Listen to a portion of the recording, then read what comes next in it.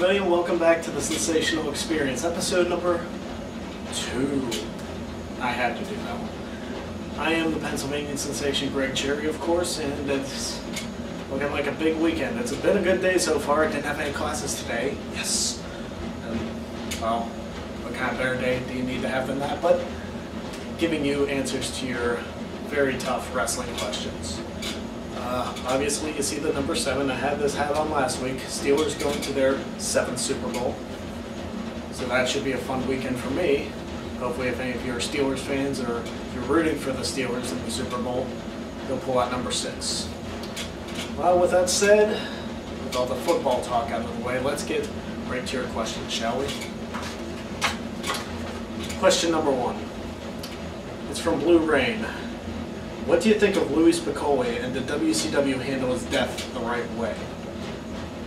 You know, I actually wasn't aware of all the Louie Spicolli stuff, so I had to look his story up online on several different sites. You know, he didn't seem like he was that hugely over, but apparently he was starting to get into his rhythm a little bit with his final feud with Louie Spicolli. And the thing with that is, like, shortly after he died, Louie Spicolli apparently went on Nitro and still acted like he was in character, and that was kind of classless. I mean, if somebody dies in character or out of character, doesn't matter. You treat it as if it's an out of character situation, like it's a horrible thing. You don't shoot on your opponent, you don't work on your opponent if he's dead. I mean, that's basically like saying that for instance, Randy Orton would rip on Eddie Guerrero, which is actually a pretty bad example because he did do that during the Rey Mysterio feud.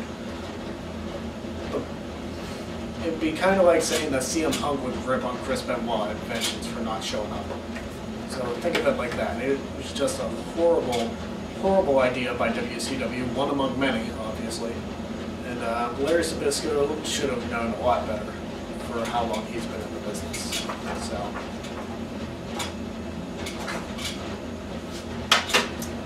About that. The next couple questions come from Oscar S.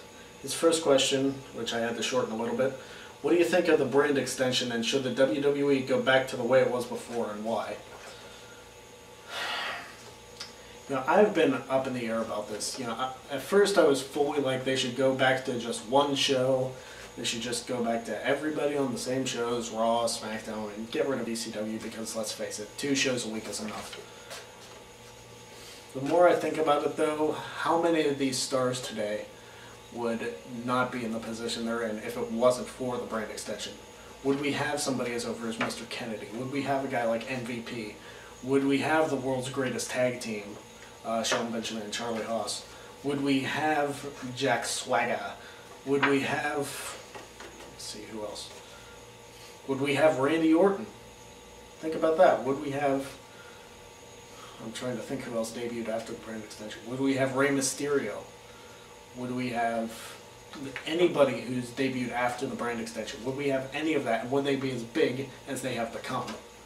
You know, that's a question you got to ask yourself if everybody was just on the same show and just part of one big brand. I think the brand extension, while some may debate that it's not a great idea, you got to have the right people to have just one combined roster.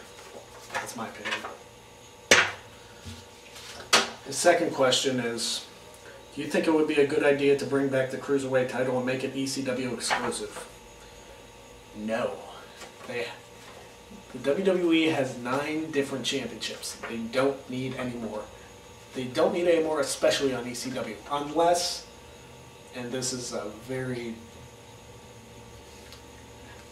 Actually, they need one championship that is not brand exclusive. Well, then again, what is besides the World Championships? The Hardcore Championship. Because that can be won by anybody at any time, and it was the only championship that would make sense if it switched brands. And think about it, Maven had the Hardcore title on SmackDown before Raven from Raw won it. And then Mr. McMahon said he wasted a draft pick getting Maven. But that's another story. For those of you that remember around the draft time 2002. The Cruiserweight Championship, name all the cruiserweights in the WWE. Rey Mysterio, who's basically out of the cruiserweight division. Jamie Noble. Really?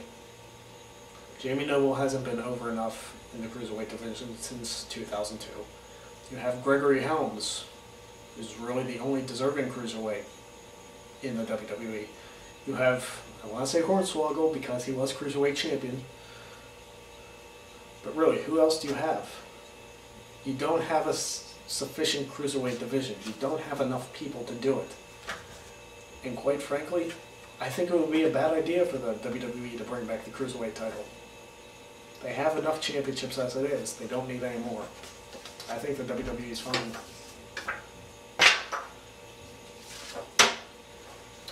Next question is from Harold.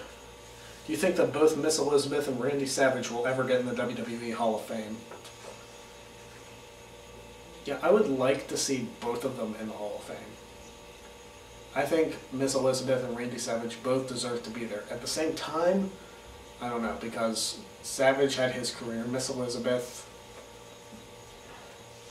I don't know, I would love to see Miss Elizabeth in the Hall of Fame. I quite frankly think she has more of a chance than Randy Savage does at this point. Unless the WWE has reconciled the difference, because I don't know, if any of you watched the Royal Rumble and saw the Legends of WrestleMania commercial, there was the Ultimate Warrior in the commercial. So I was like, wait a minute, the Ultimate Warrior in a WWE game? I never thought I would see that. So maybe, quite possibly, Jim Hellwig, or Warrior, or whatever his name is, and the WWE and Vince McMahon reconcile their differences and say, hey, let's come together and make this one of the best games ever of all time. So you never know. If the Warrior's in the game, Savage has a chance too. As far as should, or do I think that both of them will be in the Hall of Fame? Eventually, yeah. I don't see why they wouldn't be. Because Randy Savage was a huge part of the early early part of the World Wrestling Federation days. I'm not saying WW, because, well, you never know. World Wildlife Fund might go nuts. Miss Elizabeth, I think it's only a matter of time. She might be in this year's class, who knows? But I think both of them will eventually be in the Hall of Fame.